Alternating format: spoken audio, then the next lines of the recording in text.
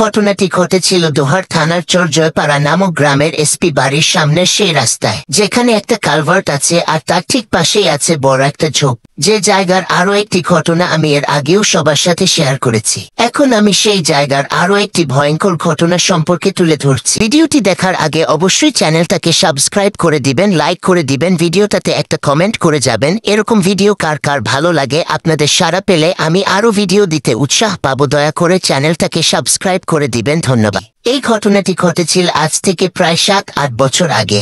একদিন এক রিক্সাওয়ালা রাতে এক প্যাসেঞ্জারকে নিয়ে সেই রাস্তা দিয়ে আসছিল। রাত তখন প্রায় আনুমানিক 11টা কি 11:30টার মতন হবে। আমরা জানি যে গ্রামে 9:10টার দিকেই প্রায় বেশিরভাগ মানুষ ঘুমিয়ে পড়ে, তাই সেই সময়টায় সেখানে একেবারেই জনমানবহীন ছিল। তারা দুজনেই সেই রাস্তা ধরে যাচ্ছে। এমন সময় তারা কিছুটা দূর থেকে হঠাৎ সাদা কিছু একটা লক্ষ্য করে। তারা যখন সেই কালভার্টের কাছাকাছি জায়গায় গেল, তখন তারা দেখল যে কালভার্টের উপর সাদা কাপড় পরা একটা লাশ শুয়ে আছে। এরপর তারা দুজনেই রিক্সা থেকে নেমে লাশটির কাছে যায়। তারা দুজনেই অবাক হয়ে গেল যে এত রাতে এখানে একটা লাশকে রেখে গেল। লোকটি রিক্সাওয়ালাকে বলল, হয়তো কেউ লাশটিকে এখানে ফেলে রেখে গেছে, চল আমরা লাশটিকে নিয়ে দাফনের ব্যবস্থা করি। কিন্তু রিক্সাওয়ালা এতে আপত্তি জানালো।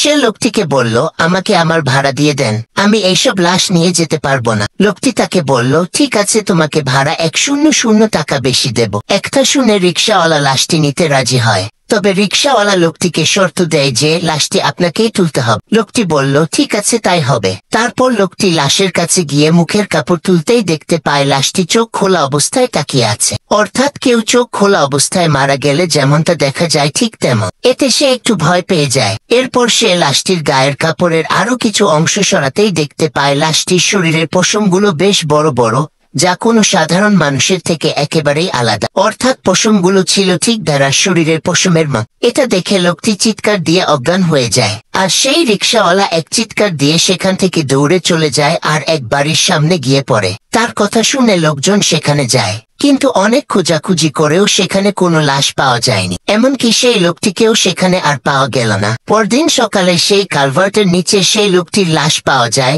কাদায় অর্ধেক গাড়া অবস্থায়।